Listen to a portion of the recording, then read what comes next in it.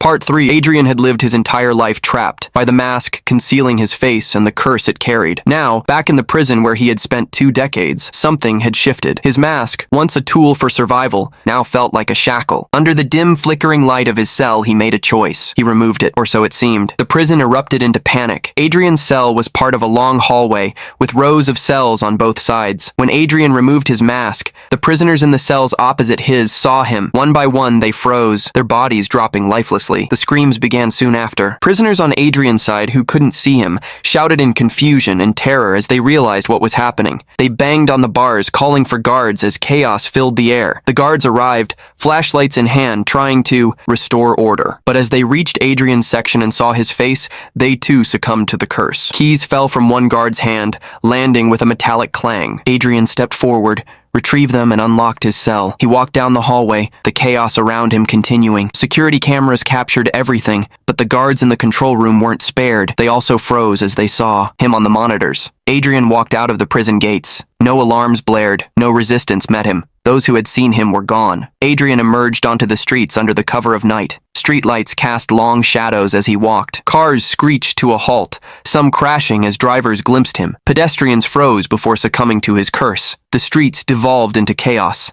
Abandoned vehicles, shattered glass, and screams echoing as people fled. Adrian picked up a phone from a fallen pedestrian and opened a social media app. Starting a live broadcast, his face filled the screen. His voice was calm, laced with bitterness. "My name is Adrian," he said. "I've been trapped my whole life by this mask, this curse, and a world that feared me, but not anymore." The broadcast gained traction. Viewers were captivated by Adrian's stunning appearance. Moments later, they succumbed to his curse. Phones dropped from lifeless hands, but algorithms pushed the stream to millions more. News outlets covered the mysterious deaths. Reporters at accident scenes caught Adrian in the background. They too succumbed, spreading the curse further. Viewers watching the news from home weren't spared. The curse traveled through screens, claiming lives worldwide. Within hours, the death toll skyrocketed.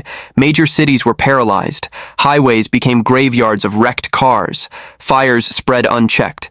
Political leaders and emergency responders succumbed, leaving governments in disarray. By the end of the first day, billions were gone. Adrian's live stream, the most watched video in history, continued to circulate. From the age of 6, Adrian's genius had made him acutely aware of his face's catastrophic potential. He had worn the mask to shield the world from himself, sacrificing freedom to prevent disaster. But now, Adrian was done. The humans he had tried to protect repaid him with fear, rejection, and imprisonment. His mask, once a symbol of restraint, had become his prison. Adrian spoke, knowing no one would survive to hear his story. For the first time, he was free to live as he chose, even if it meant the end for everyone else. As night fell, Adrian sat in a deserted field, the stars above unbothered by the destruction below. Exhausted, he closed his eyes and saw them, his parents, standing in the sunlight, smiling with warmth and love. His mother stepped forward. "Adrian," she said, softly, "you don't have to do this. Life is unfair. Some are born deaf, some blind. They're not to blame for their anger, but they learn to cope. They find joy in what they have." His father placed a hand on his shoulder. "You've endured so much, but you have a brilliant mind, a healthy body, and the power to change. You were meant for more than this." Adrian gasped awake, heart pounding. He was still in his cell,